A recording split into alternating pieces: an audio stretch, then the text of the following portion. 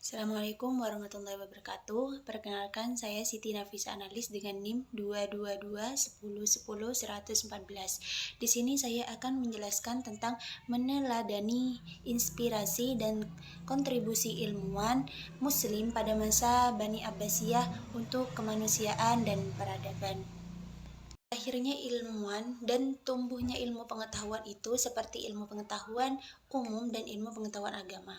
Pada ilmu pengetahuan umum ada beberapa ilmu yang dilahirkan seperti kedokteran, filsafat, astronomi, dan matematika.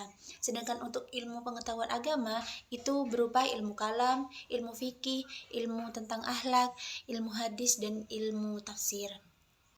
Adapun ilmu kedokteran pada masa Abbasiyah ini melahirkan beberapa nama dokter yang terkenal dan berjasa di bidangnya seperti Ali ibnu Sahal Rabban al-Tabari, yang kedua Abu Bakar Muhammad ibnu Zakaria al-Razi, yang terkenal dengan al-Razi, yang ketiga Ali ibnu al-Abba al-Majusi, yang keempat Abu Ali al-Husain bin Abdullah bin Hasan Ali bin Sina.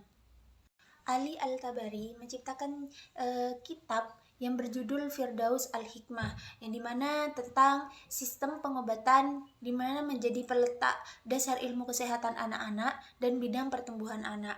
Dan sedangkan Al-Razi menciptakan kitab Al-Hawi yang berisi tentang pengetahuan yang dimiliki oleh orang Arab pada waktu itu tentang pengobatan Yunani, Persia, dan Hindu, dan menambahkan beberapa kontribusi baru.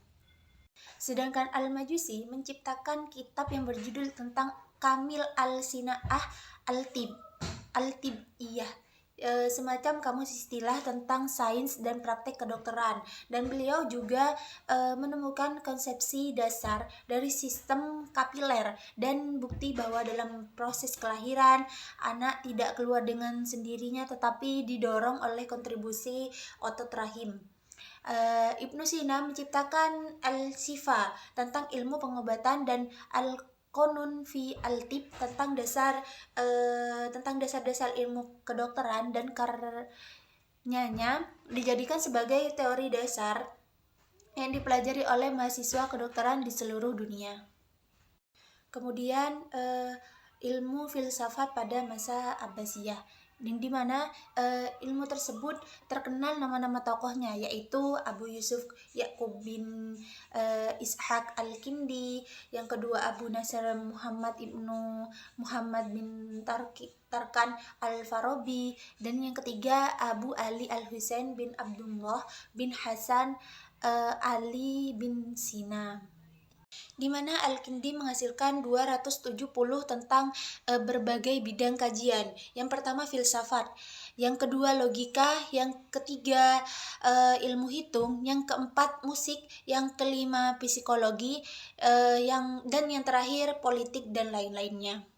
Adapun Al-Farabi menghasilkan 100 buku tentang berbagai bidang, kajian tentang filsafat, bahasa, musik, politik, dan lain-lain.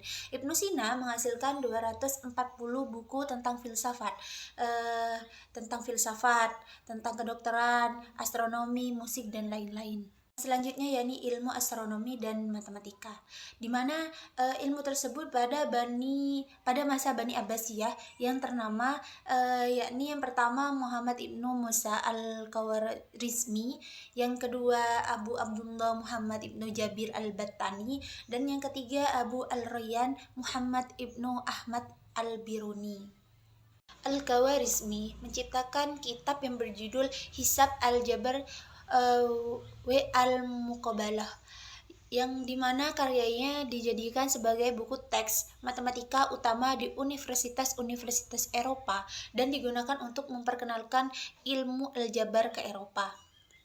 Al-Battani menciptakan kitab Al-Zid. Beliau yang menemukan jumlah hari dalam setahun ada 365 hari, 5 jam, 46 menit, dan 24 detik.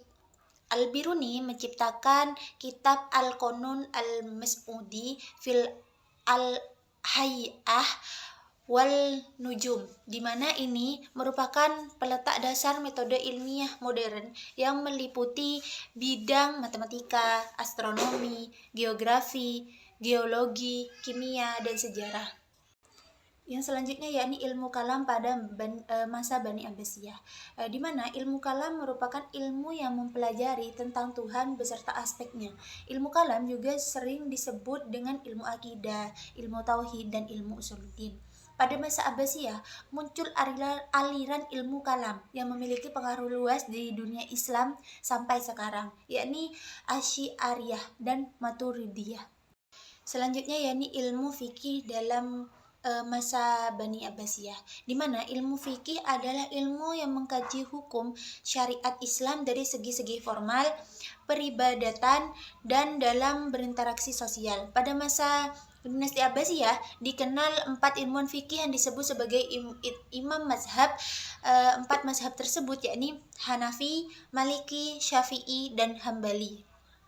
Yang selanjutnya yakni ilmu akhlak pada masa Bani Abbasiyah, di mana kajian akhlak membahas tentang perangai, tingkah laku, atau tabiat seperti kesederhanaan, keberanian, kebebasan, kecakapan, dan lain-lain yang dilakukan oleh manusia. Ilmuwan yang memiliki perhatian di bidang akhlak pada saat itu diantaranya Al-Mawardi, Miskawayah, dan Al-Ghazali.